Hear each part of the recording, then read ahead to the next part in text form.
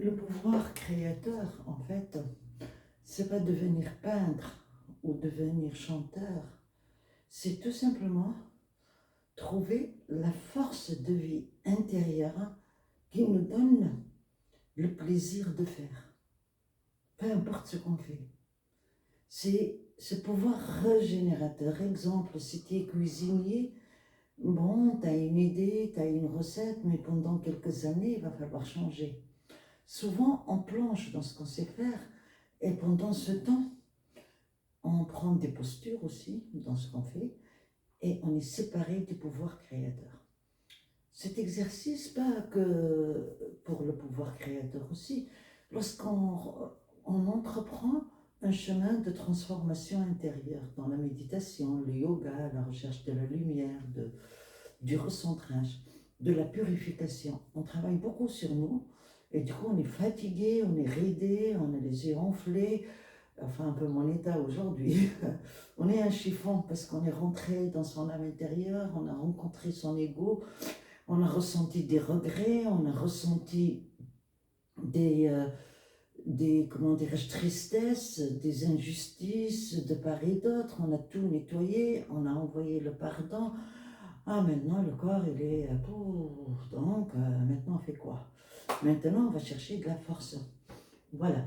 Et donc, moi je fais beaucoup d'exercices et dans ces vidéos, je les partage. C'est tout ce que je fais. Je partage ce qui m'a fait du bien, ce que je découvre pour moi.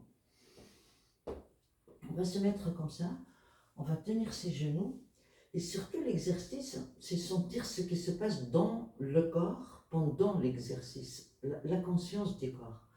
Et donc, je vais tourner gentiment et là, je ne suis pas dans mes genoux du tout, je vais fermer les yeux. Et je ne vais pas parler, vous allez faire la même chose, et quand j'ouvre les yeux, je raconte ce que j'ai senti dans mon corps.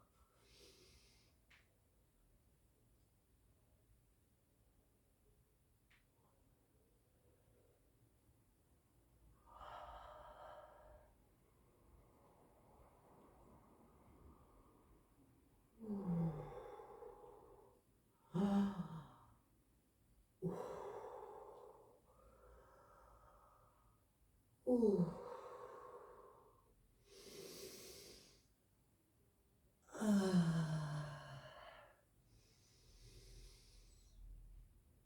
ah, ouh. Vous le voyez, il y a le sourire qui remonte. Ce que j'ai senti, c'est que mon diaphragme s'est détendu, mes poumons sont ouverts et j'ai pris de l'air.